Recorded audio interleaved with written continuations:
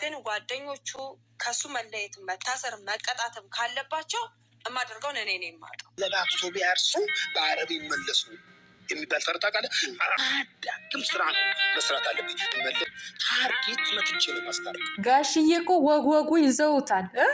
አለባብሰው ቢያርሱ በአረብ ይመለሱ። ትክክል ነው። እሱስ የሰነፍ ቀበል ነገር ግን እንደ ሀሳብ እንደ ሀሜት አይሆንብኝና ጋሽዬ ማለት ነው።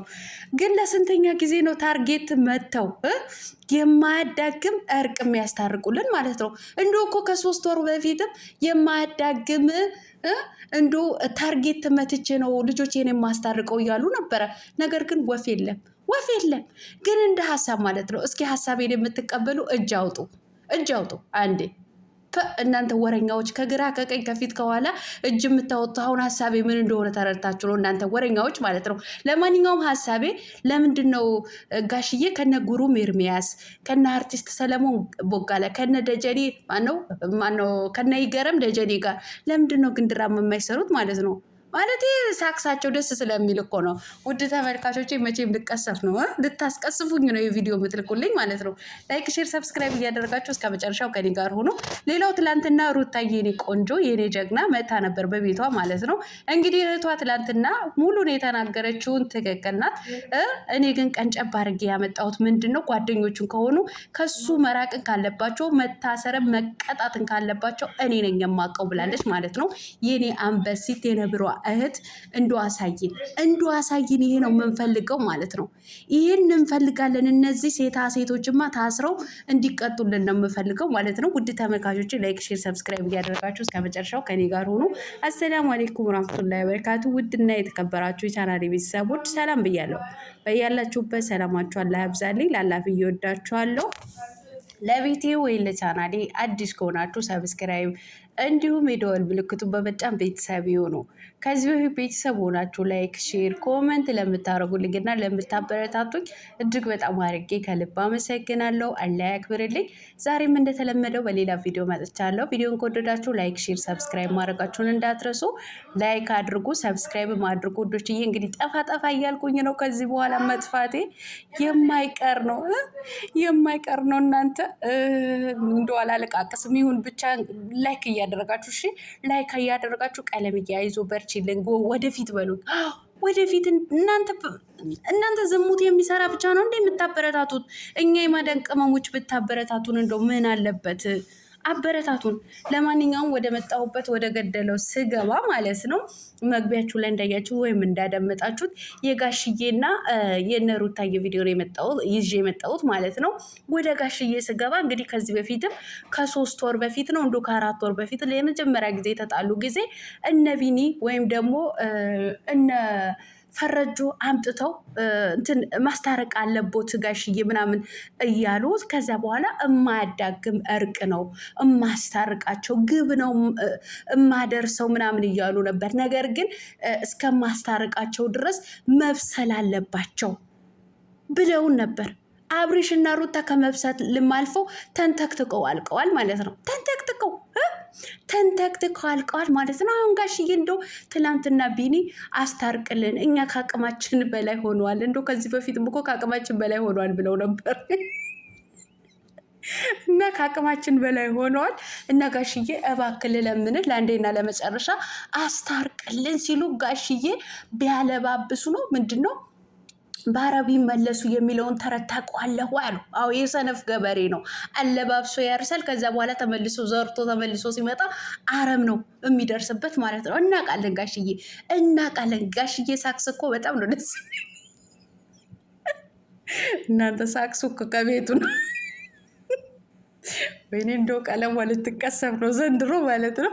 እና አሁን ላለባብስ አልፈልግም። አለባብሼ ሳይሆን የማያዳግም ስራ ሰርቼ ነው የምወጣው። ታርጌት መትቼ ነው የማስታርቀው። የጋሽዬ ታርጌት እኮ ለስንተኛ ጊዜ ሪከርዱ ሰበሩት እኮ ጋሼ በታርጌት እና በማያዳግም ስራ ማለት ነው። ለማንኛውም ይመቾት ጋሽዬ። እርሶ ራሱ እኮ አንዴ አንተ አንተ ምን ጉር ነው? ለማንኛውም አንተ ራሱ ጋሽዬ ማለት ነው ምን የመሰለ አርቲስት ይወጣል። እውነቴን ነው። እኔ አሁን እንደ ሀሳብ ራሱ የኔ ሀሳብ ብትደግፉ ደስ ይለኛል። ከኢትዮጵያ አርቲስቶች ጋሼ ራሱ ቢተውኑ የሚያዋጣቸው ነው የሚመስለኝ ማለት ነው። እንደው ከሰፈር ቦዘኔ ከሚሰሩ ማለት ነው። ኢትዮጵያ እንዲሁ በድራማ ስም ያስጠሩልን ነበር ጋሽዬ ማለት ነው። ለማንኛውም ይመቾት። በእኔ ትዕዛዝ አይወጣም ብለዋል ማለት ነው። እንዶ በአንተ ትዕዛዝ አብርሃም ጋሽ አሸብር ማለት ነው የማይወጣ ከሆነ ታዲያ ለምንድን ነው ከሌላ ሴት ጋር እሸሼ ገዳሜ ሲል በሌላ ሴት እቅፍ ሲገባ ዝም ብላችሁ የምታዩት ምንጉር ነው ጋሽዬ? አሁን እንደ ሀሳብ ነው መቼም እንደ ሀሳብ ነው ባቀርበው ማለት ነው። እርሶስ ወይኔ እርሶስ አንተስ እርሶስ ምን ጉድ ነው? እኔ ራሱ ተዘበራረቀብኝ እኮ ልክ እንደነሱ ማለት ነው። ለማንኛውም በእኔ ፍቃድ አይወጣም ያሉትን ውሸት ነው። እየወጣ ነው ያለው ልጁ ማለት ነው። ከመውጣትም አልፎ አፈርግጠዋል ማለት ነው። በሄርሜላ እቅፍ ውስጥ ነው ያለው። አስወጡት፣ አሁንም አስወጡት፣ ይሻላል ማለት ነው። ለማንኛውም የጋሽዬ እውነት የማያዳግመውና ግብ የሚደርሰው የሚለውን ነገር ተመችቶኛል። ይመቻችሁ ማለት ነው እና ወደ ሩታዬና ወደ እህቷ ወደ ነብሯ እህት ሲሄድ ትላንትና እንግዲህ የነብሯ እህት ጓደኞቹን የሚመሩት ከሆነ የራሱ ጉዳይ ነው፣ በእነሱ ትዕዛዝ የሚሆን ነገር ከሆነ ነገር ግን ጓደኞቹ ከሱም ህይወት መውጣት ካለባቸው መታሰርም ቅጣት ማግኘት ካለባቸው እኔ ነኝ የማደርገው ብላለች ማለት ነው። እንዱ አፌ ቁርጥ ይበልልሽ የጀግናዋ የነብሯ እህት ማለት ነው።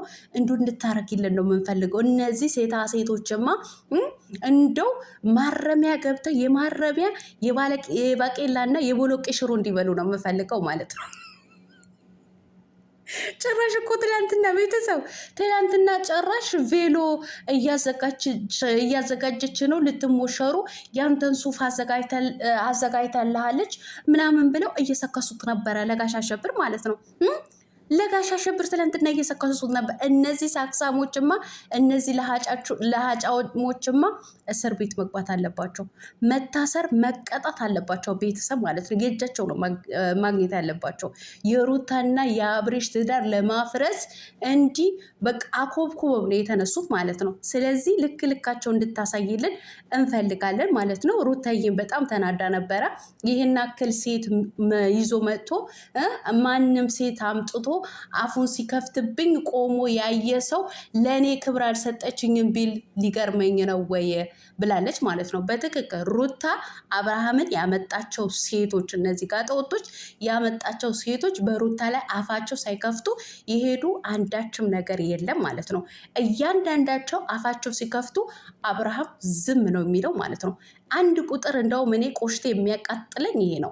እንዶ የሆነ ነገር ከተናገረች ለነሱ የሆነ ነገር ከተናገረች በእሷ ላይ ነው መብረቅ የሚመስል የሚወርድባት ማለት ነው። ለእሷ ነው የሆነ መልስ የሚሰጣት ማለት ነው። ነገር ግን ውሽሞቹ ሩታን እንደፈለጉ አፋቸው ሲከፍቱባት አንድን ቀን ለምን ሚስቴን እንድትነኩብኝ አልፈልግም አትንኩብኝ ብሎ መልስ ሲመልስ አይተን አናቅም ማለት ነው። ስለዚህ መከበር በከንፈር አይደለም የሚባለው። እሱ ያላከበራት እንዴት ነው እሷን ልታከብረው የሚችለው ማለት ነው? አላከበረችኝም። ደግሞ እኮ ልጄ የሚለው ነገር ማለት ነው።